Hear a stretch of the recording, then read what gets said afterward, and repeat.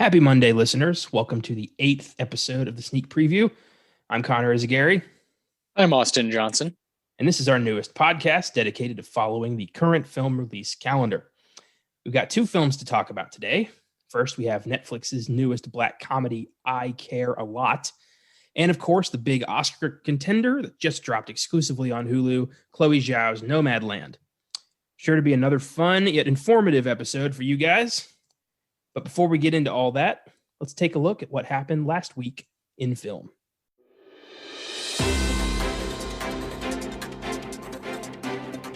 Last week in film.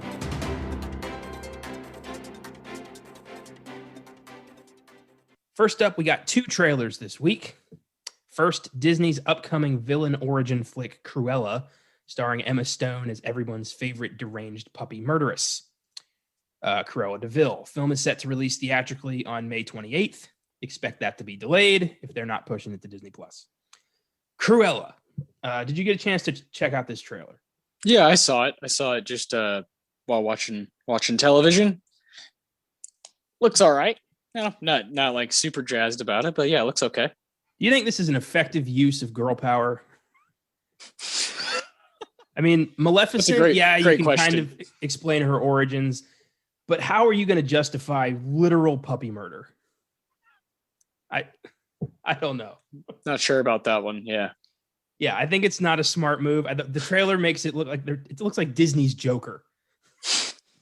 And I just don't think you can take a character like Cruella de Vil, whose entire motivation is I want to skin those puppies and make a coat, and make her sympathetic. How the hell are they going to do that? I like Horace and Jasper. Out of curiosity. I like the Horace and Jasper characters a lot. Now, admittedly, I have not seen 101 Dalmatians. Oh, man. I know. Oh. The animated one or the Glenn Close one. I haven't seen either one. But Whoa. I know the character. I know what she's about. And this seems like a misstep. Where are they? 101 Dalmatians is pretty damn funny. I always like this one little bit, with the puppies and they're watching TV and there's a commercial, canine crunchies. That was always something that stuck in my head, and I loved that movie as a kid. And I totally see what you're saying about Disney's modern Joker. Like that, that's perfect. That's really funny. I see exactly what you're saying, and I honestly don't think this is going to be a huge hit like they think it will be because of the way it's being marketed. Yeah, I think so too. I mean, there's a whole pantheon of characters they could have, revamped. I mean, Maleficent was successful for them. They cranked 2 movies out of it. Maybe, the Queen of Hearts, Hades. I don't know, but I feel like Cruella is literally so evil in her motivations that there is zero chance you can justify that by making her like a feminist icon, which is what the movie looks like it's going in that direction. Quite possibly, yeah. So we'll see. I mean, we might not see, because if they're planning on a theatrical release in May, no, that's not happening. So eventually, in May, yeah, no chance. Yeah, movies that think that's happening and need to grow up. Do you think this could be like the equivalent of like financial wise, like something like Alice Through the Looking Glass, where like spends a lot but kind of makes a lot, sort of deal? I don't think so. I think this is going to be, it's going to be a hit. I think like Emma Stone has box office draw. Kids like Disney movies. I don't know. I don't see this tanking, but I also don't see it being particularly memorable. So I don't know. We'll see. I am just so flummoxed by the idea of this movie that I really don't know what to think. Yeah, I guess we'll just have to find out. We'll bring it up whenever it does decide to come out. So with that, we also got the long-awaited Mortal Kombat reboot trailer. Yes. A video game movie that looks like it may finally break the curse. This looks awesome and is set for release theatrically and on HBO Max on April 16th. So that's something we can see and we'll talk about. I've been waiting for this movie for a very long time, and it looks like they put some care into this thing. This looks cool. Yeah, man, definitely jazzed about it. It was a trailer that kind of like our entire team shared, and we were like, yeah, this is cool. This is going to be something that everyone on the Filmgazm team is amped for. That's pretty sweet. An R-rated Mortal Kombat movie with like a culturally diverse cast, and it looked like you could hear the little music sting from the movie theme from the 90s one. Like, this is made for fans, and it's going to be a blast. I'm excited for this. Yeah, definitely. Kick ass. So that's all for trailers. Next, this was very interesting. I'm very curious to hear what you have to say about this. An unmade Stanley Kubrick film is about to enter production. It's called Lunatic at Large, and plot details are being kept under wraps. It's one of 3 unmade scripts that were found in Kubrick's library shortly after his death in 1999. It's being developed by producers Bruce Hendricks and Galen Walker. So we may have a new Kubrick movie. Interesting. Out of the vault, eh? You know, it's kind of like, you know, the famous thing when a prolific, masterful artist dies, and everyone's like, yeah, but what else did they have that, you know, didn't get made or didn't get finished? And he's one of those guys that's like worthy of that conversation, especially when it comes to movies. Kubrick is, whether you really dig him or not, is a super divisive filmmaker and knows how to jump through genres like it's nothing. And I, for one, would love to see someone who cares and wants to take care of it. You know, I'm totally down to see what they want to, you know, take his vision and do something with it. I'm down to see that. Me too, but I think on some level, it's impossible for this to be a Kubrick movie. Yeah, no, it's not. I don't think it is. I don't think that there's no way. There's no way it can actually have exactly what he wants, obviously. So it's not a Stanley Kubrick movie, but I think it's cool that his ideas are allowed to be, you know, played with in a sense. If there's some respect there, then I can see it. That's the key. It needs to be somebody who respects. It's gray. Yeah. Yeah. You can't just have, you know, Joe Schmo director. You need a guy with an eye, but a guy who's willing to compromise his own artistic vision to satisfy Kubrick's artistic vision. And that's not easy.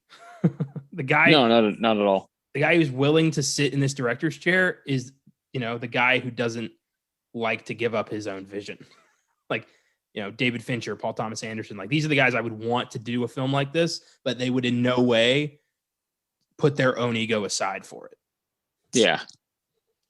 So it just sounds like an impossible situation. Honestly, yeah. The more you like think about it, talk about it, it's like, wait a minute, that's a pretty daunting thing. But he is, again, worthy of that conversation of, like, you know, if it's a Stanley Kubrick written movie, then yeah, it should be an idea that people get to talk about for sure. I think it would just be better if they just released the script as like a novel. Yeah, or that, yeah. But we'll see. Do you remember a while back that they were going to like digitally recreate James Dean into a new war movie? God, what happened to that? I don't know. I remember, but I haven't heard anything about that in ages. Like 2 years ago. When did? Yeah, nothing. I guess there was enough outcry that they just stopped talking about it. Just game over. Yeah, with, you know, finding a Kubrick script and redoing it started making me think about that. I don't know. Next up, Aladdin actor Marwan Kenzari has been cast as the villain in Dwayne Johnson's upcoming Black Adam movie. Kenzari played Jafar in the live-action remake to a lukewarm reception, and I think casting him in this is a big mistake. I'm not a fan of that performance. Yeah, he's the weakest link of that movie, and Jafar is one of my favorite Disney villains, so I really wanted a good performance. And Jafar is one of the best Disney villains. You know, he's a titan when it comes to Disney villains, and didn't do justice at all. Yeah, I'm not big on that movie either, so I'm a little bit, you know, just kind of upset about that one. Black Adam is a film that Dwayne Johnson has been trying to get off the cutting room floor for like 6 years now, and I don't know why they're making it in the first place. Black Adam is Shazam's arch enemy, so I don't know why he's getting his own movie as like an anti-hero. And at this point, does anybody care anymore? I don't know. I'll see it. I like The Rock. I like DC Comics, so I'm in. But now that I know this guy's going to be the bad guy, I don't know. I'm going in with fingers crossed. Yeah, we'll see. DC. See. Oh, I had a big old conversation with my dad last night about DC versus Marvel. He's watching the MCU films for the first time. Yeah. So he's like calling me with updates like, oh, I love Civil War. Oh, Thor was awesome. And so we started talking about DC and we're just like, yeah, what the fuck? What's going on? So it's an ongoing conversation in my life. It always will be. It always will be, because as people kind of rediscover or rewatch those MCU movies, you just realize how much stronger they are than what DC has put together the past 15 years, and just not even close. Yes, indeed. Speaking of, Colombian actress Sasha Calle has been cast as Supergirl in Andy Muschietti's upcoming Flash movie. I think she's a terrible choice simply because her biggest project prior to this is 243 episodes of The Young and the Restless. So unless her audition was lights out, I expect to be significantly underwhelmed. Yeah. Yeah, that's Young and the Restless. Yeah. Interesting resume. But hey, You never know. You got a soap star as Supergirl. Good. Which makes me think, and I don't want to sound like an asshole here, but I want to say this anyway. I hope they're not just casting for this, like, just so they have diversity for the sake of diversity. I hope that she really did deliver a great audition. I don't even know who this is, so I have like no idea who this is. And Supergirl, and that TV show I've just heard of before, but I don't know anything about it. It's Supergirl. The whole CW thing, it was great when they all were awesome when they started. All of them were kick-ass for at least 2 seasons. And then, we started getting the 90210 soap opera shit. Everyone's sleeping with everyone else. Relationships broken, relationships healed over dumb shit. And I just, like, all the superhero stuff started taking a back seat. And Supergirl's no exception. But in that case, like with that show's case, they were doing all of that from episode 1 on. So it's just, I don't know why CW became like the definitive market for DC. I don't know when that happened or why that happened, but they need to aim higher. They have such cool characters, such great stories, 50, 60 years worth of stories. And that's what they're doing with it. Just making lukewarm TV shows. Yeah. Lame. Lame. Make movies. Yeah, make good movies. Because they're making movies. They won't stop making movies, but I'd like them to try a little harder. Danny Elfman is returning to comic book movies to score Sam Raimi's upcoming MCU adventure, Doctor Strange in the Multiverse of Madness. Elfman, of course, scored Raimi's Spider-Man trilogy and Tim Burton's Batman and 2017's Justice League, so he's no stranger to superhero scores. And to have Elfman and Raimi back together is a dream team. So I'm very excited for that. Oh yeah. Yeah. We've talked plenty about Danny Elfman in the past over various episodes on Filmgazm, and he's just a legend. Yeah. What do you think is his, what's your favorite score of Elfman's?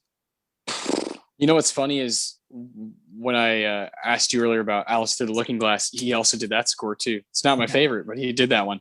I find his Batman work to be just kind of knocks out of the park, and is one of my favorite parts of my favorite Batman movies. So it's hard to kind of look past that. Yeah. Yeah, Batman's one of his crowning achievements for sure. Oh, beautiful. How about you with Mr. Elfman? I'll always have a soft spot in my heart for Beetlejuice. Of course. Yeah, of course. That's just, bouncy, jumpy, weird shit. It's perfect.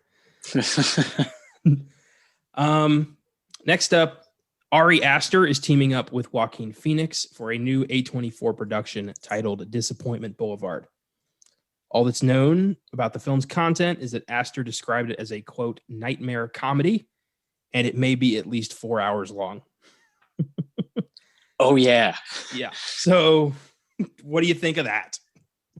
Yeah, this is the kind of thing I buckle up for, and I say, okay, and I'm ready to do it. I don't need to see any trailers. I don't need to know anything else. You know, I'm in. Ari Aster is someone I want to witness what's happening with him, whether his career goes to a strange place or not. It already has. I want to be on the journey with him. Guys like him, you know, Jordan Peele and Robert Eggers. I want to witness everything that they do. These kind of masters of the new, you know, genre bending stuff. And even if it's 4 hours, you know, I'm in. And for him to get a guy like Joaquin Phoenix, obviously, after winning an Oscar, his first Oscar, and doing a nightmarish comedy, just okay, you know, let's see what's going on. Yeah, sounds right up our alley. I've got my own issues with Ari Aster's, you know, Midsommar. I love Hereditary. Yeah. So for me, he's 1 and 2, but we'll see. I know that you'll all love Midsommar. I'm never going to be comfortable saying that. Either way, it's fine. You know, I like that one a lot. I like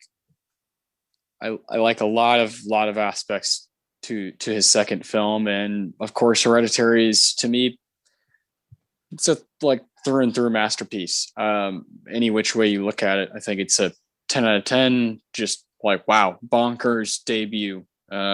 You don't really see a lot like that. Might have, you know, used all of his best stuff in his first movie, but I'm on board for whatever he does in the future. I like a lot of the shorts. You know, strange thing about the Johnsons, you know, that stuff is really, really bizarre, and just, yeah, it's strange. So I like him. I like the guy. I've heard some interviews, and he's in the same boat as like Eggers. I just want to see what he's going to do next. Speaking of Eggers, I know he's working on a Viking movie called Northman. Yeah. Jesus. The more I learn about that, the more I'm like shaking. I want to see that so much. Yeah, me too. I think, you know, he's proven to be in the horror community. I think anyway, I might be, you know, full of shit here, but like, it feels like he has a more steady, you know, The Witch and The Lighthouse feels like a little more steady 1-2 compared to Ari Aster's 1-2. And I think most horror fans really enjoy both of those. Whereas you find a lot of people that did not like him in Midsommar. Yeah. Yeah. Well, you know, it all comes down to personal taste. I mean, take Jordan Peele, for example. You know, Get Out was amazing. Us was successful. I didn't particularly think it was that great, but yeah, I thought it was all right. Yeah. Yeah. Still a hit for him. So, you know, and I want to see everything he does next. You know, I don't know if you're going to bring it up, but the Keke Palmer and Daniel Kaluuya are supposed to be in the next Jordan Peele movie. So like, that's fantastic. I missed that one. Yeah. Yeah. Cool. I mean, I'm totally down for that. Yeah. Right on. That bodes well. I wonder if he's doing another horror movie. It's what it seems like. Yeah. It's what it seems like. I just saw a headline. I usually stay away from these because I feel like you're going to bring them. And you know me, I don't much, you know, I don't watch trailers much, and I kind of build my own buzz in my own head, you know, like what I really want to get down with, what I really want to get excited for and see. And yeah, like even the one we're going to talk about a lot today, Nomadland, was like that. Like I didn't really, I was just kind of in on the kind of wave it was riding on, and I wanted to witness it, and I'm glad I did. Yeah, of course. You know, you tend to explore the past when it comes to film, and I got to look to the future. That's why we're here. Yes, that's why we're here. Zack Snyder's long-awaited zombie heist film Army of the Dead finally has a release date. It will be debuting on Netflix on May 21st, and we're getting a trailer on Thursday. I've heard nothing but you know, anticipation for this film, despite not really knowing anything about it. But people are kind of clamoring for this film, Army of the Dead. I'm intrigued. Zack Snyder's doesn't have the best track record with me, as I've been very vocal about. But zombie heist movie, I'm in. Yeah, but doesn't he already have something else coming out? Well, apparently all he really had to do with the Snyder cut was reassemble some old footage and shoot some new scenes with Jared Leto. So it didn't seem like it was that much of an effort. Well, I mean, are you sure shooting scenes with the Jared Leto? I'm just kidding. I don't know what it is. I I just like I kind of don't like him. I don't know what it is. I'm not sure. It's an unearned sense of like appreciation and superiority. I think a lot of people have like put him on a pedestal as one of like our generation's greatest filmmakers, and I don't understand why. Yeah, no, not at all. I think he's definitely someone that is more just forgettable for me. Yeah, his track record sucks. I want that to be clear. I don't get it with Zack Snyder. I just don't. This is going to come back to me one day. I just know it. But Zack Snyder and Jared Leto, we can throw them both of them. Neither of them have that great of resumes. Get out of here. Jared Leto, I am steadily gaining more respect for. Zack Snyder has not moved up at all. I don't know. Jared Leto, I don't know. I think he's lost over time. I don't know. I don't even know where he's at. But yeah, Snyder's never really had much of a pull on me as a fan. I thought Leto was the best thing about The Little Things. Yeah, but that movie just overall, not for me, and neither of us really liked it. Yeah, it was whatever. Yeah, that was ripping that one apart was a fun episode. But yeah, he was trying, I guess, I don't know. But you take 300 and Watchmen out, what exactly does Zack Snyder really bring to the table? Because he royally fucked up Batman versus Superman. And I don't think he's all that. I don't think the Snyder cut's going to be as mind-blowingly incredible as everyone says. I'm excited to see, Darkseid and a proper Joker. But is it going to knock my socks off? Probably not. Yeah, we'll see. I mean, I'm going to watch it, but it's for whatever reason, it's easier for me to like sit down and pay attention to 4 hours of a new, unseen, brand new Ari Aster movie starring Joaquin Phoenix than it is to watch a 4-hour new cut of this movie that I've kind of already seen. And then there's just more shit. It's like, all right, I know I'm going to tune out a few times. Yeah, for sure. I'm going to tune out as well. I think it's going to be a lot more exposition and a lot less actual Justice League. That's what I think. I think it's going to be very confusing, and I think it's going to be very underwhelming. I think it's going to be Batman versus Superman 2. Yes. So, moving on. Finally, and this was my favorite news of the week. Edgar Wright has signed on to direct a new adaptation of Stephen King's novel, The Running Man. So, yeah. Edgar Wright's dipping his toes into the Stephen King pool, and he's doing a very cool story. This is fantastic. Yeah, he's not remaking The Running Man. We're not getting another Arnold Schwarzenegger action flick because that movie was insanely unfaithful to the book. Instead, we're getting an actual. He said he's going to make it way more faithful, and The Running Man has such a cool story. It's one of the books that King just wrote in a weekend on a Coke binge and has no memory of. Hell yeah. There's a few of those, which is amazing. True artist. Oh, yeah. And this is a story about a guy in a dystopian future who joins a game, like a game show called The Running Man, where he has a certain amount of time to get from one end of the country to the other end of the country, where he's going to be pursued by gladiators trying to kill him. And it's all going to be filmed. And if he gets to the other end, it's been a while since I read it. I think he gets like, $500 million or is like taken care of for the rest of his life or something. But he finds out along the way that it's all a scam and they're going to kill him anyway. So he decides to bring down the whole damn thing, like whether he lives or dies. So sounds cool. And I'm excited to see how Edgar Wright adapts that because he's one of my favorite filmmakers. He's done nothing but just lights out great movies. So yeah. Super original, taking on, the great Stephen King. Yeah, like that's match made in heaven for sure. Have you seen the Arnold one? Yes. Oh yeah. Yeah. I not in a long time, but maybe yeah, sometime in my teenage years, like sometime in middle school, probably. Yeah. That is such a goofy fucking movie. I love that the bad guy is Richard Dawson, the Family Feud host. But I mean, you have a movie about an evil game show. Who do you cast? You cast the Family Feud guy, of course. Logical, yeah. So in this case, Steve Harvey. God, I hope not. You got Jesse Ventura just walking around the background of the movie doing like promos the whole time. It's a weird movie. I would love to do it on the Filmgazm podcast. Oh yeah, one that is a lot to unpack and a fun movie, but a ridiculous movie. Yes. Oh, good stuff. So that's all that happened last week in film that I could find. You know, I miss things. I'm only human, but that's what I got.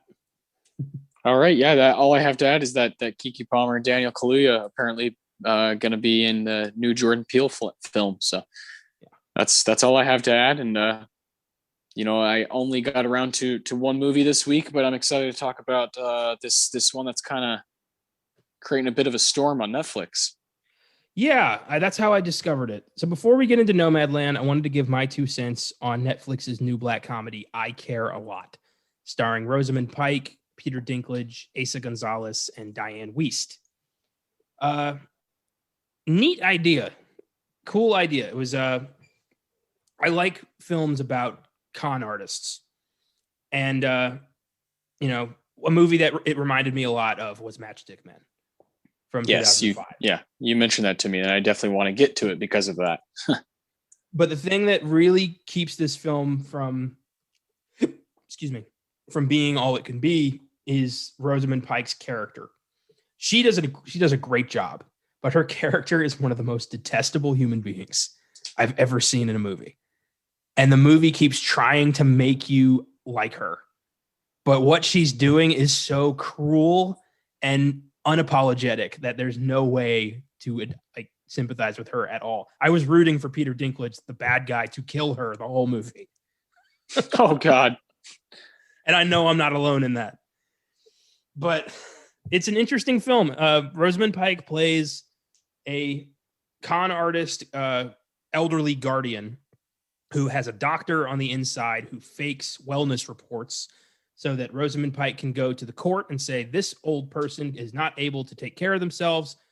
And then the court assigns her as the legal guardian to this old person. She then throws the old person into a home and liquidates their assets and pockets the money. Okay. Yeah. So she's taking advantage of some of the most vulnerable people and then acting like it's some, you know, like feminist girl power, like anti-man thing, when really it's I'm taking advantage of old people. And that's not likable at all. And her latest mark turns out to be the mother of a vicious Russian gangster who goes after her for revenge. And I was like, yeah, get that revenge. This is horrible. No kidding. It's not particularly funny. It's labeled as a comedy. It's not really that funny. Really straddles the line. But Peter Dinklage was great. Rosamund Pike was great. Diane Wiest was awesome. And it was an entertaining film. I recommend it. I only found out about it like an hour before I watched it yesterday. That's awesome. You were like, I think I'm going to do this. Yeah, Rosamund Pike's nominated for a Golden Globe. Yeah. And, you know, yeah, it's definitely something on Netflix that I've just seen people kind of just talking about all of a sudden. That's what happens with these streaming services. And I actually wanted to have a little discussion about this movie and then another product from Netflix that I watched this past week. It was that Hotel Cecil documentary. Mm-hmm. And it's 4 parts, and it's fine. You know, it's fine. Definitely had me just like on the, you know, had its hooks in me, just like documentaries, you know, these true crime documentaries do, you know. But you know, I wanted to talk to you about this and I think it ties in with what Mr. Martin Scorsese was saying recently, how he had some more remarks about what's going on in cinema and what's going on in TV and entertainment world. And I think it ties in with I Care a Lot. I think it ties in with Hotel Cecil and Scorsese. I think all these things kind of can be put onto the table, and I think you and I can figure some stuff out, maybe. Yeah. All right. So Scorsese talks about how there's a devaluing happening within movies. And I, totally see what he's talking about when you have movie come out on all these different streaming services. There's all these different options, and there's not like a quality control necessarily. It's just being put out. And so while Netflix has these great filmmakers that we're going to bring up on this show and this and that, they also release 10 other movies that we're never going to talk about because they're shit, or they're just, no one talks about them, no one sees them. They're just put out there. It's just more content. And along with that is stuff like the Hotel Cecil documentary, just 4-part, docuseries. And it's like convoluted, and you like scroll through the true crime section on Netflix, and it quite frankly is one after the other, 4-part, over and over and over, because they've obviously figured out a formula to get your ass on the couch and keep you there to keep watching these things over and over. So I understand like where he's coming from, and then there's something like I Care a Lot, which is a movie that just comes out on a certain date, and then it creates this kind of discussion, and then there's like a storm, and then it kind of ends and it fizzles out. And that's usually what happens with a movie in theaters, right? It has this wave. Oh, you got to go see it, then for a few weeks, and then it kind of dies down, and then the next movie takes the torch. I think that's great. I think that's always going to happen in movies. There's going to be movies that rise above and just become the talking point. But do you find that, especially with this show that we're doing, we're kind of highlighting specific films, but there is so much coming out. So much, I don't want to just say nonsense, but it's just like, whoa, like it's attack on the senses, so much content coming at you. How can one like you or I even keep up? Well, I think that what Martin Scorsese's not really realizing here is that it's always been like that. There's always been, 3 or 4 awesome movies and then just a giant line of shit that went to direct to video or, got like a 2-day release, and nobody talks about that stuff. The only thing now is it's incredibly more accessible and has a wider audience than it's ever had. And it really boils faster. It boils down to, what do you want to see? It's always been like that. What do I feel like checking out? And now, we have the even bigger question of, what can we talk about on this podcast? What can we take and turn into an 1.5-hour show? And a lot of it does get missed. A lot of it isn't worth talking about. A lot of them, there's a lot of films that I want to talk about that I don't have access to because of, the theater issue right now. But I think that the only thing we can do is just kind of take it one film at a time and decide in our own mind, is this worth my time? That's the best answer I got. Yeah. Well, there is no exact answer. I think just taking it, like you said, movie by movie and day by day is all you can do. And yeah. And I want to see a lot of things. And I want to give a lot of stuff different, chances. But at the same time, I have to pick and choose. There's only, so many things I can watch. And as you mentioned earlier, I like to watch old stuff. And so when there's just so many bloody options, it honestly causes me to not even want to get on the service. And it's like, man, I want to go, when I go to Netflix, it's like I'm going there for a specific reason. It's not just to kind of look anymore, because it's like, what the fuck is all this? Like, what is all of this? There's so much that I haven't even heard of. Like, what And I think a lot of people are in that boat, and I think some people are just like, "Oh, who cares? Pick what you want and just move on." But I think about this stuff nonstop. It's like it's constantly what I think about. It's not just Netflix. It's all these streaming services. Moving at once. There's so many of them, and there's constantly putting out content. And whether it be TV shows or movies or docuseries, it's a lot. It's a lot to take in. And Scorsese, of course, the guy's just a super, super awesome filmmaker, but some of his remarks, I agree with you, are just kind of like, well, they're just kind of old school, and that's just not how it is anymore. You don't have movies just coming out of the theater on Friday and then letting them breathe for a minute. No, it's like there's stuff coming out every single day. There's reality TV coming out every single weeknight. There's all kinds of sports happening every single weeknight on TV. So it's just there's a lot of options, and sometimes I do wonder if that will get lost a little bit, where like movies kind of like rise up and beat it. I don't think so, but it does scare me sometimes because there's so much.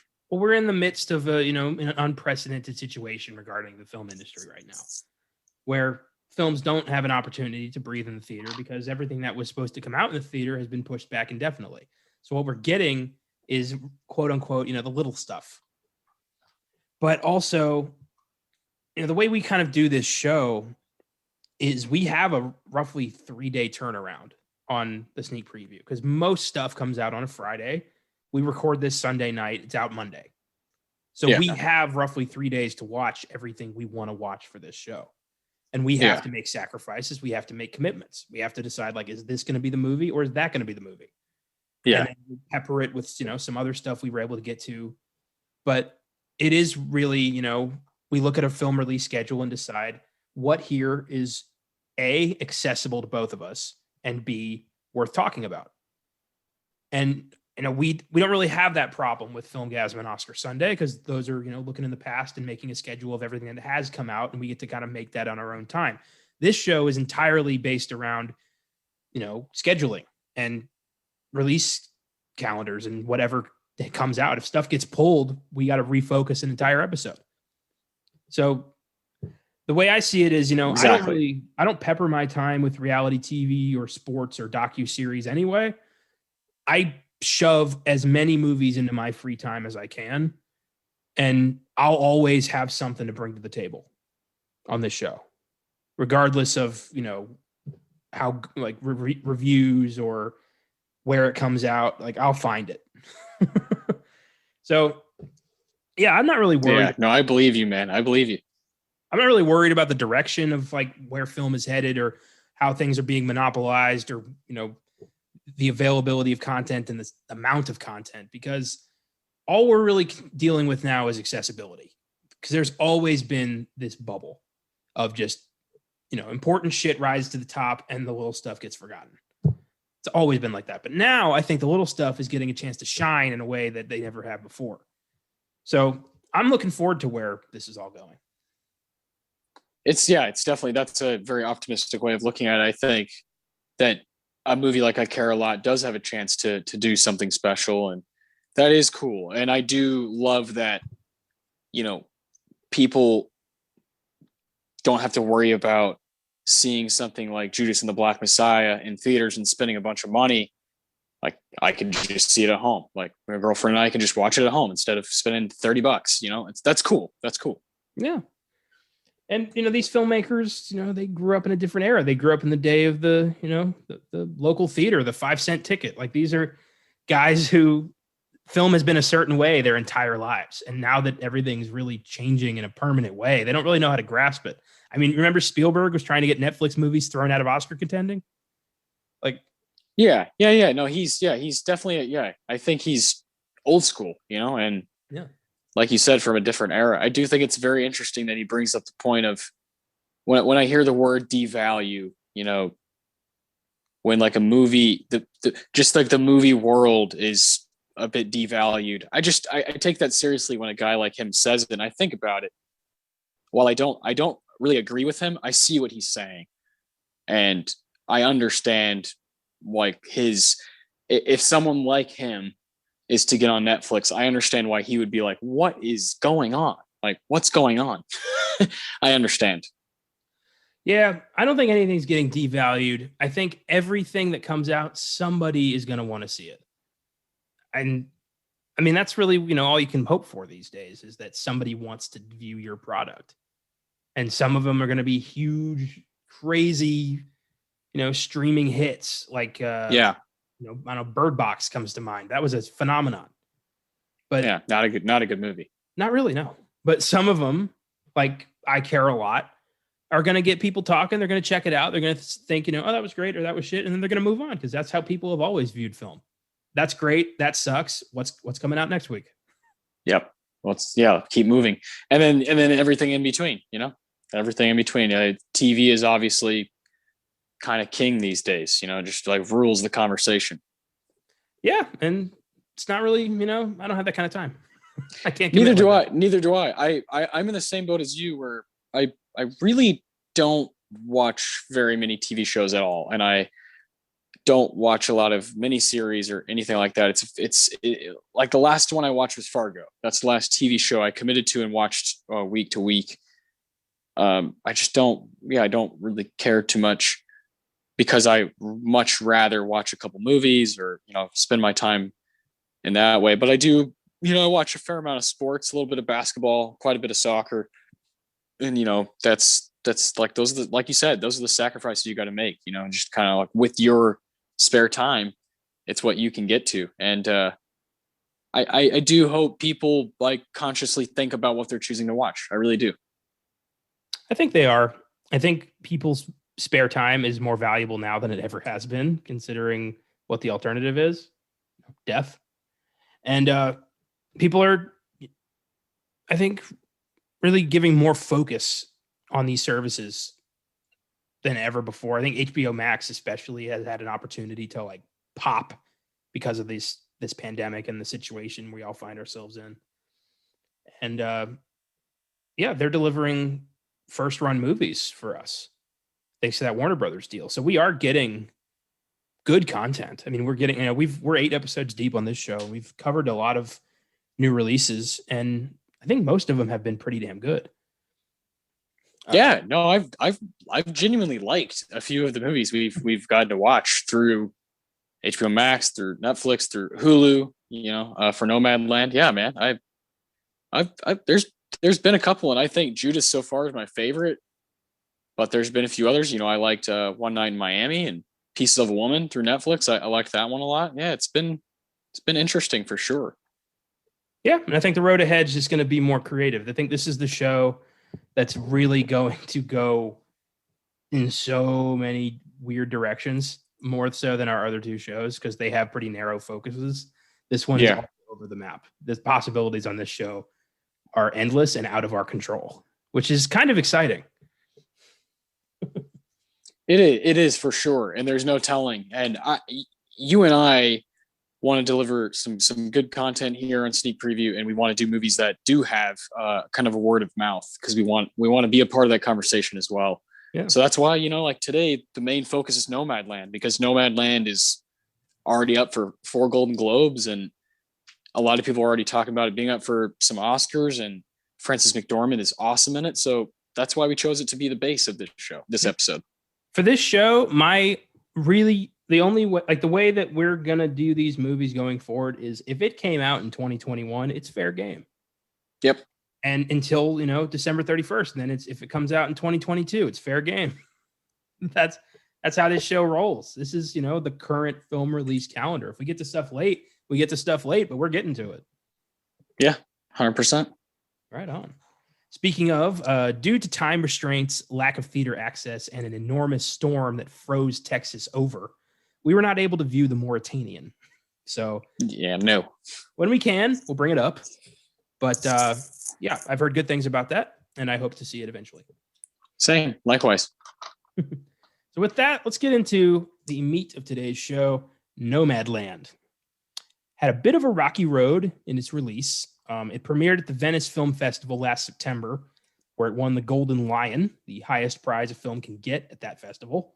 It also won the People's Choice Award at the Toronto International Film Festival, making it the first ever film to win the top prize at both Venice and Toronto. It had a 1-week streaming release on December 4th, 2020, was released by Searchlight Pictures in IMAX on January 29th, and then in theaters and digitally on Hulu this past Friday, February 19th. So this has kind of they've been teasing us for a few months with Nomadland. You know, we never really knew when we were going to get to see this. And thanks to Hulu, we've gotten to see it. So first thoughts, what'd you think? Oh man, I liked it a lot. Pretty much what I expected. I wasn't really surprised in any way or necessarily overwhelmed. I was just right where I felt like I was going to be the whole time. Solid movie. Frances McDormand is playing, the character Fern, and she does a great job as per usual. But to me, the most interesting thing to talk about out of this is Chloe Zhao, who's under 40 years old and obviously has a fantastic eye and has similar tropes to guys like Terrence Malick and then another legend like Kelly Reichardt. She just totally makes sense behind the camera, and you're in good hands the whole time through Nomadland. I wasn't at any point in the film like totally blown away, but it was steady the whole time. The whole time I was watching a solid film. Yeah, I did. I thought it was very well made. I thought Frances McDormand's performance was lights out. Yep. But yeah, I didn't think this should win Best Picture. I didn't think that. No. Not at all. Not at all. That never really crossed my mind when I finished it. I was like, this is something that should be nominated a lot. Yeah. I'm thinking though, I think this is going to win though, because everyone's kind of, it's the front runner. It's the one that everyone's kind of like, freaking out about. It's Chloe Zhao's won every directing award in the game. Yeah. I think this is going to take it, but I like it. I don't love it. I don't think it should take the best honor. I think for me, if I was picking one right now, I think it should go to either Judas and the Black Messiah or Promising Young Woman. Those were Judas. Yeah. Judas and the Black Messiah is a stellar movie. And yeah, Chloe Zhao's, she's incredible. And I think if she were to win Best Director at the Oscars, that'd be spectacular. But no, Best Picture, it wouldn't make me upset or anything. But I wouldn't think much of it. Like, I don't know. I just don't think it's like you said, it shouldn't get those honors. And it's hard to say if it should or shouldn't get something like that. But I don't know, man. There's been better stuff the past 11 months or so. Yeah, exactly. There's been stuff that blew my mind, stuff that I was very impressed with. And I don't want the Oscars to, rush this decision. Yeah, but exactly. Let's talk a bit about kind of the background of this movie. Nomadland is based on the book Nomadland: Surviving America in the 21st Century by American journalist Jessica Bruder. The book tells the stories of older Americans living transient lifestyles across the country following the Great Recession, where a lot of people lost their jobs, lost their savings, lost their homes, and had to adapt. And this is a way a lot of people adapted. They moved into vans and they travel across the country working odd jobs to make, keep on the van.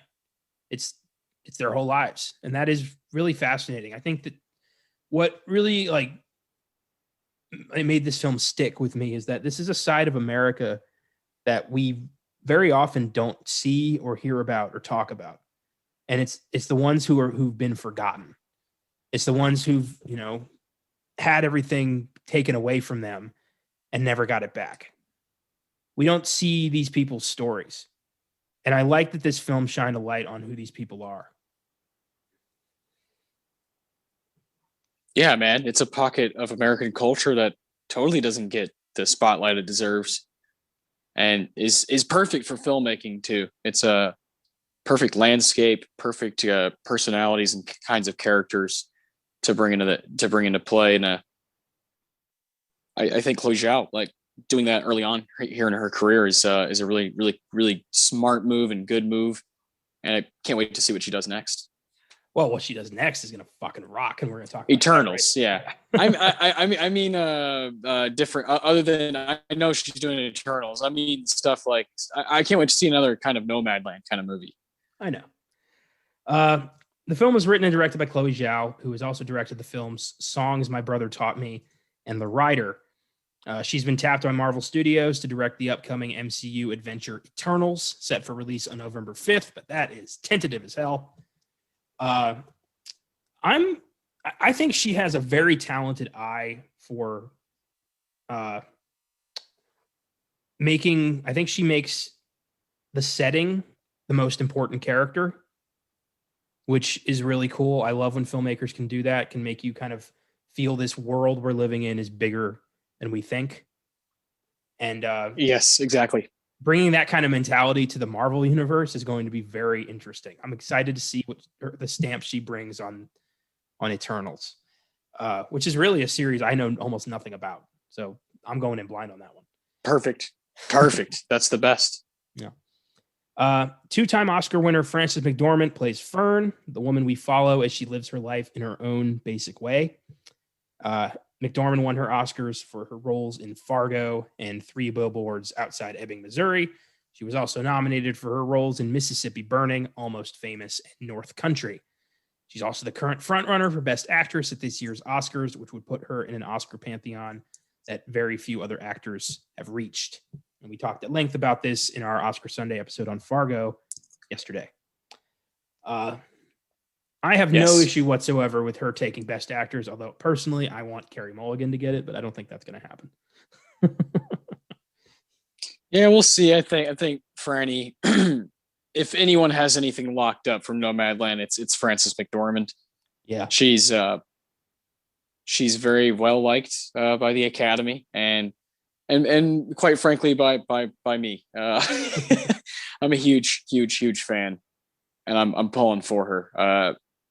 I'm pulling for her for many reasons. I think she's fantastic in it. I don't think there's a lot of women who could pull this kind of role off. And like make me really believe what's going on with her character specifically. The other stuff that's going on, some of it's actually real, so that's a whole different conversation. But I want her to be in that Titanic group of Katharine Hepburn, Meryl Streep, and Ingrid Bergman. I want her to be with those women as far as the Oscars go, and I think that'd be really cool. To get 3 wins is something special, whether you care about the Oscars or not. To get 3 wins is a whole different, like atmosphere. So, and that's where like she belongs. I really think she is somewhere in the top 50, performers of all time. She can do it all. She's one of the only people with the Triple Crown. She's able to perform on stage, on TV, and in movies. She can do everything and continues to do it in Nomadland exquisitely. One of her better performances of this decade too, for sure. The past 10 years. Yeah, I think so. I mean, I think the fact that everyone involved in this thought she really was a homeless woman living out of a van is pretty amazing. Like, she disappeared into the role to the point where nobody was like, oh my God, it's Frances McDormand. Everyone was like, oh my God, we should help that woman. That's incredible. We've also got Oscar nominee David Stratharn as Dave, a fellow nomad who Fern befriends. Stratharn was nominated for his performance in Good Night or Good Luck, and he's a longtime character actor who has appeared in such films as Godzilla, LA Confidential, The Bourne Ultimatum, Lincoln, 8 Men Out, and A League of Their Own, just to name a few. And he was very good. Dave's kind of a bumbler, kind of a goofy guy. I like the contrast between him and Fern, how, he's kind of what Fern doesn't want to be. He has family, he has commitments, he makes a decision to leave the nomad life. My mom pointed out that the line that was most telling in the film was when Fern told him, you let your van get a flat. Like, how could you do that? And he didn't notice, because to her, the van is life. That is her life. And she thought that was just as important to him. But the fact that he let it get a flat proved that she was wrong about him. That was very good insight. So way to go, Mom. Yeah. Super cool moment when, she's like, that means you're comfortable. Yeah. And apart from them, Mcdormand and Stratharn are the only actors in this movie. Everybody else in the film is a real life nomad who was filmed for the movie. That is astonishing, because I thought they were very good actors. I was really surprised. Like the guy who plays Bob Wells, I thought, when he's talking about his son, like that was true. That was real. He really was emotional about that. And I thought, like, this guy's a great actor. And then I found out, no, that's a nomad. Like, holy shit. Like, it's almost like half movie, half documentary. Yeah. Very ballsy decision, but paid off. Extremely. And oh man, it's tough because you now have, a camera and a director and a whole crew with these people who live this life, who really live this life. It gets hard. I'm sure there are some people who are like, what's going on here? Like, what exactly are we doing? Do we, what do we get out of this? And what's like, why are they here? Why are they, kind of storming our thing? They never cared before. It's fascinating. It's fascinating to think about the people who are, that's their life, and you got to think there's some people who are like, hey, this is crazy. This is someone who actually does care about what's going on, who wants to make a piece of art showcasing the way we live. And I think that's up for conversation. I love that. I think that's really cool. Like you said, it's a super ballsy decision by Chloe Zhao, and I personally respect it. Do you in any way think it's a little exploitative? A little bit, but I mean, I think filmmaking is one of the most, insane things in the world, but it's the best. So I like the movie Kids. So I can't ever throw stones at something for being, being exploitative or crossing any kind of, line, Yeah. I think people have the right to be, if they want to be upset, or maybe someone who lives out of van sees this movie and they're like, no, they got this wrong or something. I don't know. They're allowed to have those feelings. But for me, I kind of respect those kinds of decisions because I do think they're really ballsy. And I think we've like lost some of that in like modern filmmaking, are like those kinds of decisions to kind of get a little weird with your art, to where it's not all just going to be scripted and word for word what you had in your mind. It's going to be live. I like that. I like that too. I really hope that these people were properly compensated. Same, man. And I've read all kinds of stuff online. There's people who like hate the movie because of that stuff, and they're entitled to that. They're entitled to give the movie a half a star on Letterboxd and talk shit about it if they want. That's fine. That's like what it's for, right? It's like you put your art on the block, and we'll talk about it. Yeah, and personally, I think it's very. I think it's a unique way to do this, and I like that. I think that the waves this film's going to make is going to make people refocus on that situation and maybe actually start helping some of these people in ways that they would want. Because a lot of these people, the vibe I got from this film is a lot of them don't want help or don't need help. They're perfectly comfortable the way they are living. It's a decision. Yeah. And that's why, because my family and I were kind of torn on this. They thought it was a very sad movie, and I thought it was a very optimistic movie. So, yeah, we'll get into that. Yeah, interesting. And it's so interesting, that you thought it was optimistic and you're in your 20s watching this character who is older, and you're with your grandparents watching it. And that's really fascinating. yeah, that generation is, being homeless is the ultimate defeat. But to my generation, it's not. To my generation, it's a speed bump for sure, but it's not the end of the world. No, and it's all about, there's different like philosophical, conversations you can have about something like Nomadland, like just simply like you can't buy freedom, you can't buy happiness, those sorts of things. Those sorts of things are legitimate things to think about as a human. What you really want to spend your time with. You really want to work for, accompany your life, and then at the end, now what? I totally understand why people go through that first. Yeah. Well, a lot of these people, it's ultimately an individual decision. How much do you really need? Like, what is your comfort level? What are you willing to give up to live life your own way? And a lot of, most of these people are forced into that situation, but the way they adapt is by realizing what's really important in their lives. And to a lot of them, that's peace. And, all the power to you. If you can find any kind of peace in your life, I got nothing but respect. Agreed. So Nomadland has an IMDb score of 7.6, Rotten Tomatoes score of 95%. It is currently available exclusively to stream on Hulu. And I am currently looking at a picture of Chloe Zhao from Comic-Con wearing a shirt that says, "I had friends on that Death Star." So, yeah, I like this woman a lot. Yeah, she's pretty cool, huh? And born in Beijing, and here she is about to helm a Marvel movie and is the front runner for Best Director at the Oscars. So pretty amazing. Someone's stock is about to go up. Very much so. The next couple of years are huge for her. Yeah.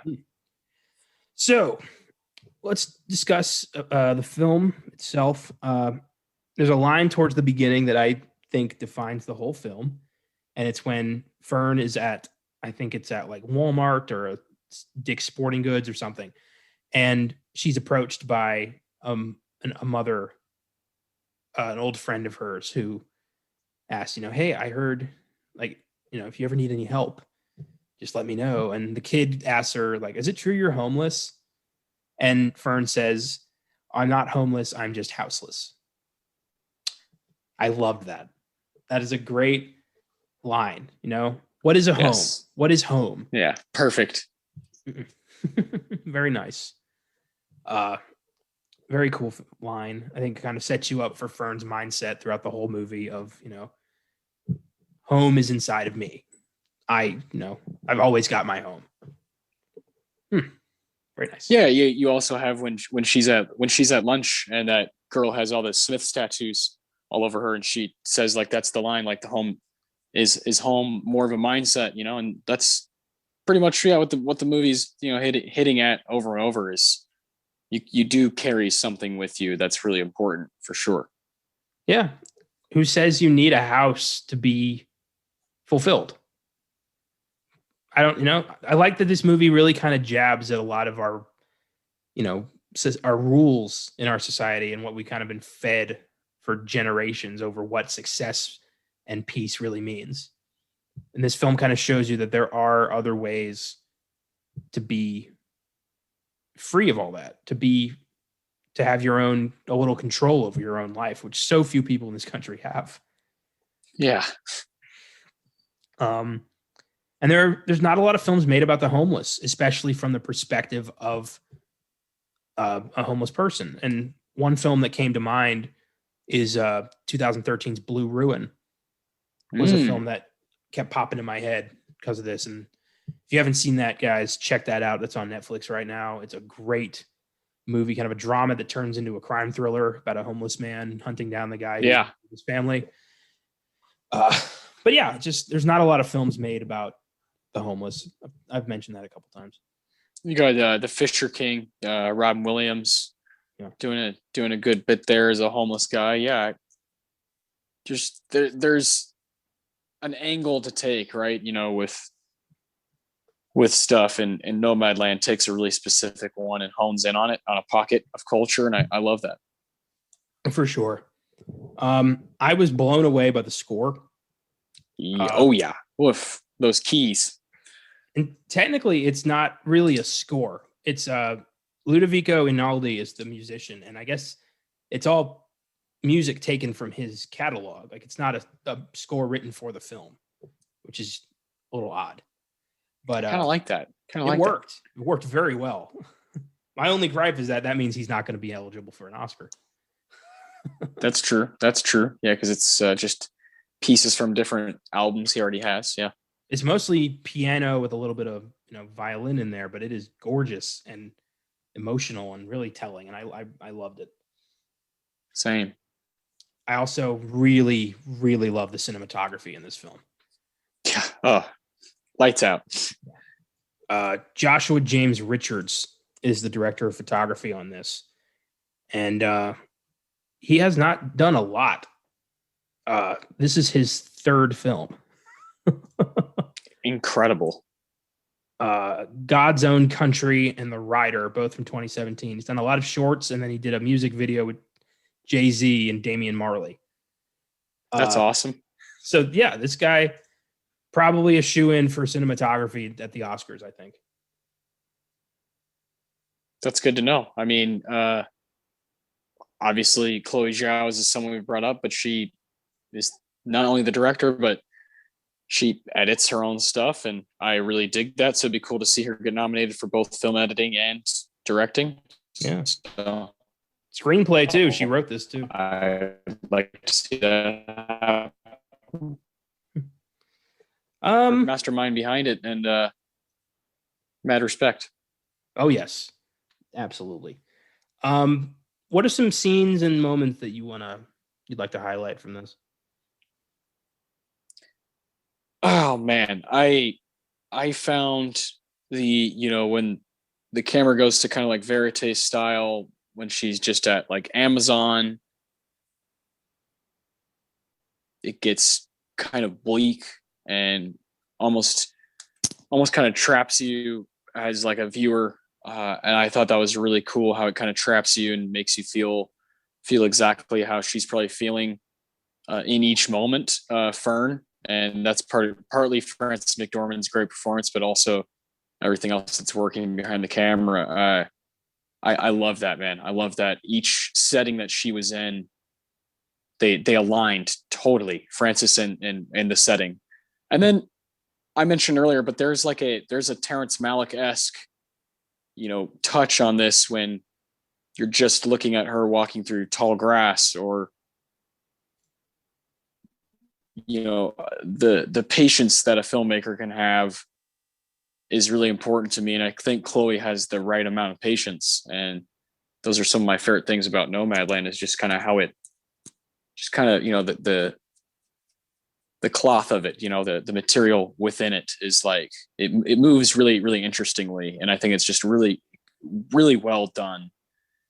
But as far as scenes go, you mentioned earlier the one where she kind of runs into somebody at the store.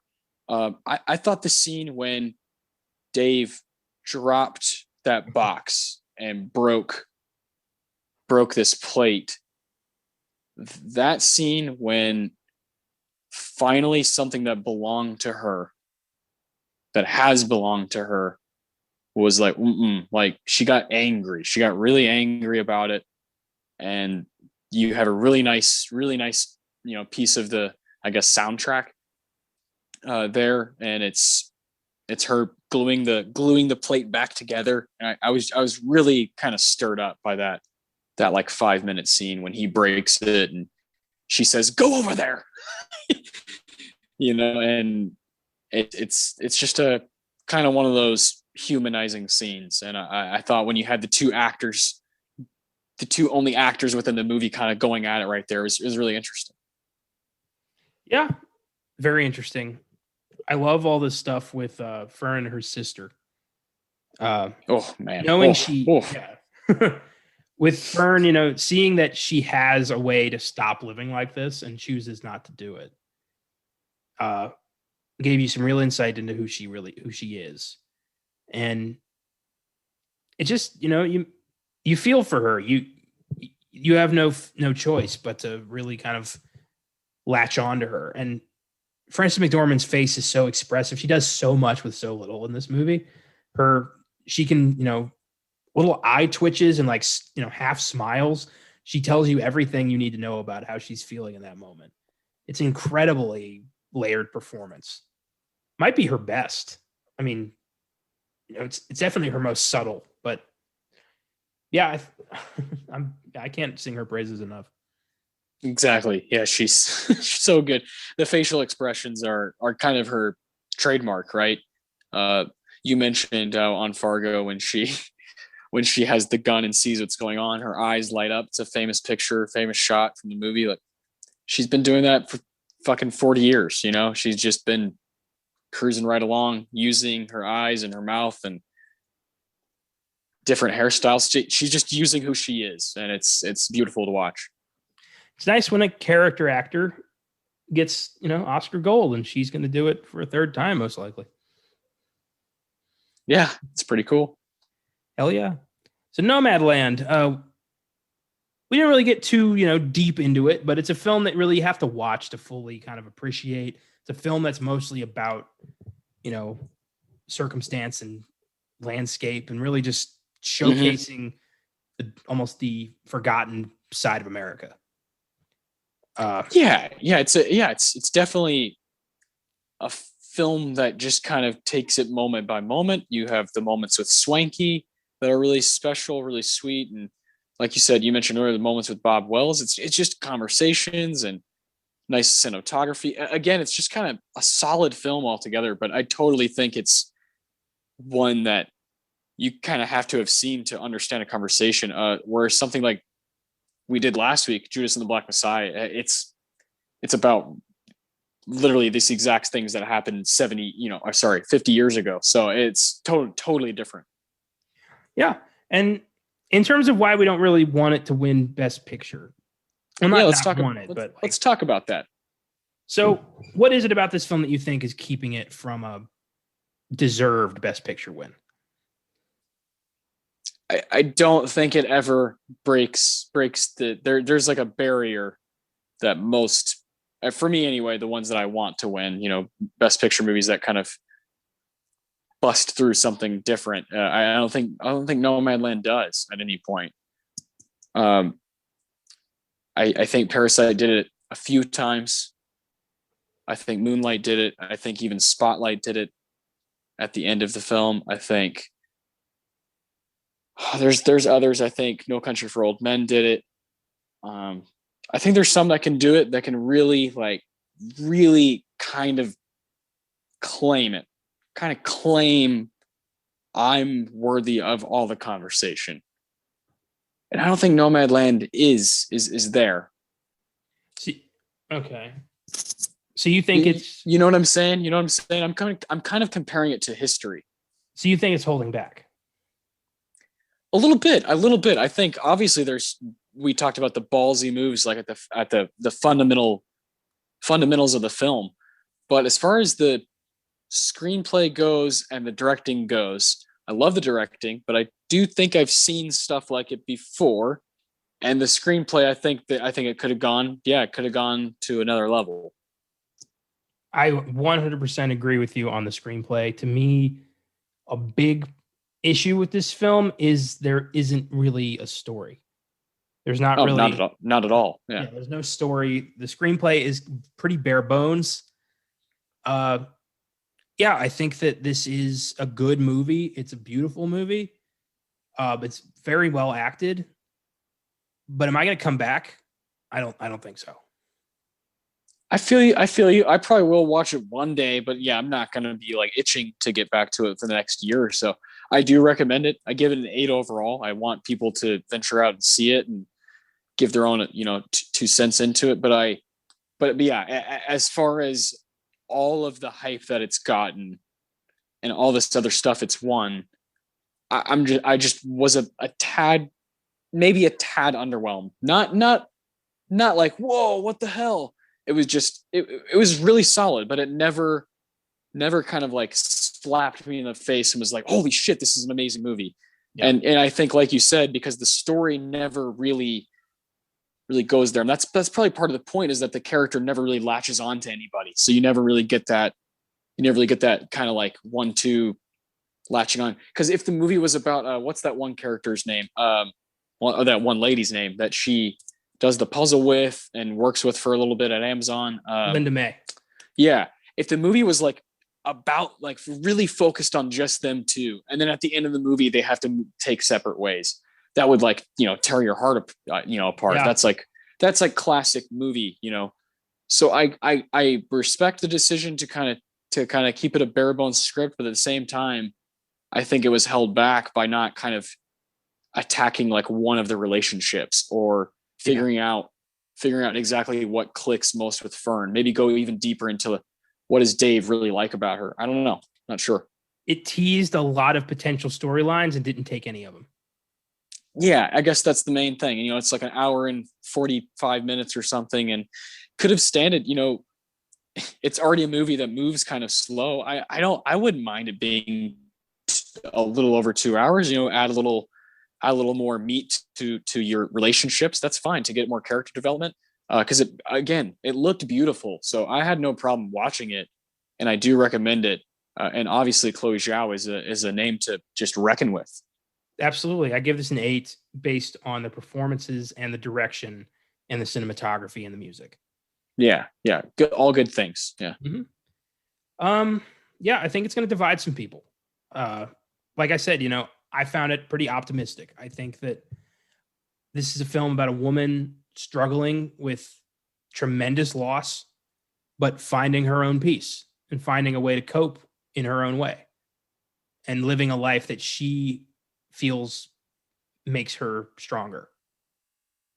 And I thought that was heartwarming and optimistic. And I like the last few minutes where Bob Wells is talking about how he never says goodbye. He just says, I'll see you down the road. Yeah. Oh, man. I thought that was very, my heart skipped a beat a little bit there. I thought that was nice. Same. So yeah, that's all for this week. Next week, we've got a loaded release schedule, 4 possible films to cover. On Hulu, we've got The United States versus Billie Holiday. On HBO Max, we've got Tom and Jerry. Available to stream on Prime is Minari. And in theaters is The Father. So we'll see what we can do. Also, we may have a guest co-host next week. Not going to announce who, as we are still working on that. But yeah, going to be trying to sneak preview with a surprise guest host. So we'll see how that works out. Hell yeah. Also, don't miss The Sixth Sense on Wednesday's Filmgazm podcast and John Cassavetes' Faces on Oscar Sunday. Next Friday, March 5th, is the debut of our 5th podcast, Guys Who Giggle, comedy film-focused podcast hosted by Andrew Bachman and Juwan Carter. Don't miss it. It's going to be a gas. Have a great week, everyone, and keep watching movies.